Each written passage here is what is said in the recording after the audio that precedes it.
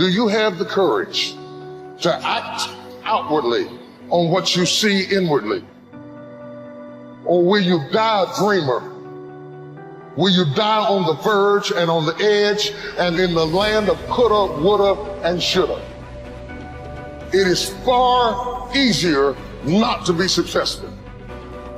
If you don't want to make waves, be mediocre. Be normal and fit in. And some of you, there are things you like, you have absolutely no control. You are like a slave to you. You are a slave to your personality. You are a slave to some of your vices. You are a slave to some of the things you like. You are a slave. You have absolutely no control. And what I'm telling you is the reason why we fast from time to time is not that we have to fast, but at some point you got to fast because you got to tell the flesh who's in control. I'm in control. You're not in control. I know you don't want to wake up. You don't have an option. Get up. And the time is now. The secret of your success is determined by what we do daily. Make every day your masterpiece. So right now, what do you want to change? What's it really like? What do I really want in depth? What are the rituals that will get me there? And then get yourself to start a few of those actions and lock them in place. So start the new process. You can begin a new habit no matter how small it is. Small isn't important. Whether or not you start and whether or not you continue are all that is important. So to have a prosperous life, start a prosperity plan. To become wealthy, start a wealth plan. If you are ill, start a health plan. If you don't have energy, start an energy plan. If you don't feel good, start a feel-good plan. If you're not smart, start a smart plan. If you can't, start a can plan. If you haven't, start a have plan. Recognize that the start of the better life, the happy life, the wealthy life is today. Both the process and the result can begin today. Start the new journey today. If you think of a new idea, today is the day to begin the discipline of putting that idea into action. Set this day up as a long, busy, exciting start for your new life. You have to remember, all success starts with self-discipline. It starts with you. Abraham Lincoln said, discipline is choosing between what you want now and what you want most. You only have two options. Suffer the pain of discipline or suffer the pain of regret. The choice is yours. Get some momentum going on your new commitment to the better life. Start the thrusters going. Prove to yourself that waiting is over, hoping is past, and that faith and action have now taken charge. It's a new day, a new beginning for your new life.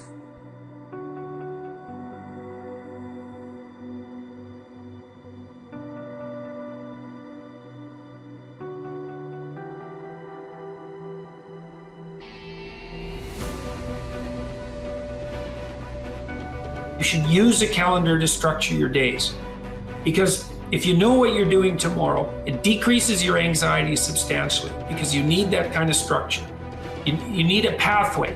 You need to know, you need to have a map, and you need to know where you're located on the map, and you need to know how you're moving forward. And that gives you hope because you're moving towards goals that you regard as worthwhile.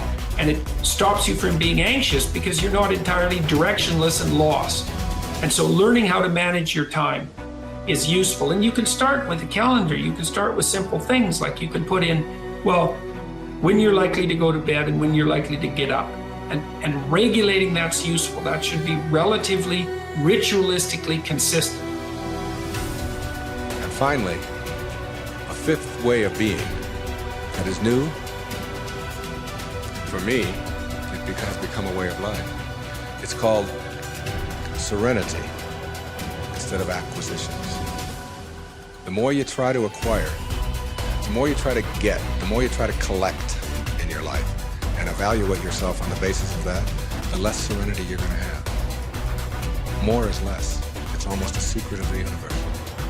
Serenity means inner peace.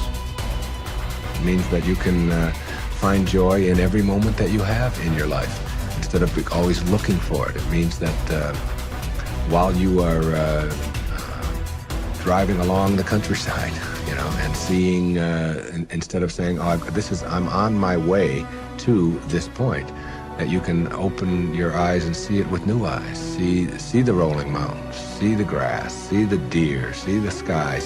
You can just stop wherever you are in this second, wherever you are, and just look around you, and you can begin to appreciate just your surroundings and your environment. Then you can begin to appreciate the people that are in your life, and even the ones that are negative and that you're having the most difficulty with. You can practice a new way of being with them, which is sending them love, sending them flowers, send them books, send them a tape, send them something, and just see what kind of reaction that you get. Super emotional health is just an attitude. An attitude is everything. The aims that you have in your life, the ethical aims, and those are the aims that direct your actions, also direct your perceptions, that this is true at a neurophysiological level, and that much of the way that the world manifests itself to you is a consequence of the structure of your ethics. So it's your ethical structure that's instantiated neurophysiologically that serves as an intermediary between the world of phenomena, let's say objective phenomena, and your perception of that. And you see the world through an ethical lens. And what I want to know is why we weren't taught these things growing up. Me too. Tell me. Right? So if they were like, okay, Tony, we're giving you the key to the education system. Yeah. And how would you apply, what teachings would you apply into about finances? Learning about this, how to generate wealth as opposed to trading time for money, but really leveraging it and investing it the right way. What would you start implementing? Well, the first thing you want to teach anybody, a child, a kid, anybody, is that you'll never earn your way to freedom. You just don't. You look around and you see, Kurt Schilling, if you remember from Boston Red Sox, he had $100 million a year. He's broke, bankrupt. I asked Warren Buffett, I said, what made you the wealthiest man in the world? And he smiled and he said, 3 things. He said, living in America, great opportunities, having good genes, so I lived a long time, and he said the last thing is compounded interest. And we all know about compound interest, but I give an example in the book of this guy, Dwayne Johnson, worked for UPS, never made more than $14,000 in income in his entire life in a year. And in old age, he was worth $70 million. And how did he do it? All he did was he took a percentage of his income. His percentage was 20%. Now his family said, you can't save any money. But he met a friend who said, if you pretend there's a tax, and the tax just took the money away from you, and you never see it, the money just comes out of your account, goes in an investment account, you'll be financially free. So he was disciplined, he didn't look at it, it happened. $70 million by compounding. So people's mistake is, and kids don't know this, adults don't know this, that you won't earn your way there, but you can compound your way there. What I want to do is say, where do you put that money? That's the trick, right? That's the secret. Well, the first trick is actually doing. Almost nobody does. Right. The second trick is you really have to understand where you're going to get hurt, because the fees. The fees are just destroy people. You have a whole chapter about the fees. I was like, this is incredible. Isn't it wild? It's nuts. Like, we lose so much money just on the fees. Well, just so people have an understanding, 96% of all mutual funds never match the market. I mean, they never beat the market. So I was just on a morning show this morning, and Michael Bloomberg's, one of his guys, now some of his money. So this is the only industry I know of where people think they can be a doctor. They think they can be a financial planner. And I said to him, look, the statistics, Warren Buffett taught me this. He said, Ray Dalio told me this. David Swenson took Yale from $1 billion to $24 billion in 2 decades. These are people telling me. Right. Nobody beats the market except a couple of unicorns that nobody has access to. And I said, I didn't say you're not one of them, but I said, here's the truth. 96% of mutual funds don't match the market. That means 4% succeed. Now, what are your chances of picking the right mutual fund? People don't know what they're doing. They put their money in a 401k, they pick a mutual fund not knowing what it is.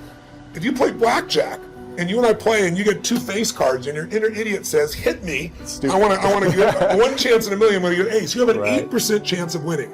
If you try to get a mutual fund, you got the 4% chance of winning. So what I show people is not only do you not get the result, thinking logically, if I hire someone else to do it, they'll do better than me. But in addition, you pay around 2,000% more than it's worth, meaning you get the same exact product, the same stocks. If you own the index, right? You own a piece of all of America's best companies, say the Vanguard 500 index, 500 top companies, that costs 0.17%, like less than 0.2% versus the average mutual fund is 3.17. Incredible. So compounded over time. But first, just hear that so you understand. It's like the average car sold in America is a Honda Civic. It's $20,000. You can get the Honda Civic for $20,000, or you can pay $350,000. That's the difference between 0.17 and 317.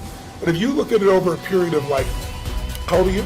31. 31, okay. So let's assume you and a couple buddies at 35 managed to put aside 100 grand, and you manage not to add any more money, but to grow it at 7% spite of ups and downs in the market. And you're 65, how much money do you have? Well, if you paid 1% in fees, over those 30 years, your 100 grand became $574,000. Not bad for never adding another dime. Right. If you had 3% in fees, had the same growth, but 3% in fees, you now have $324,000. Almost half as much. $250,000, 77% less money.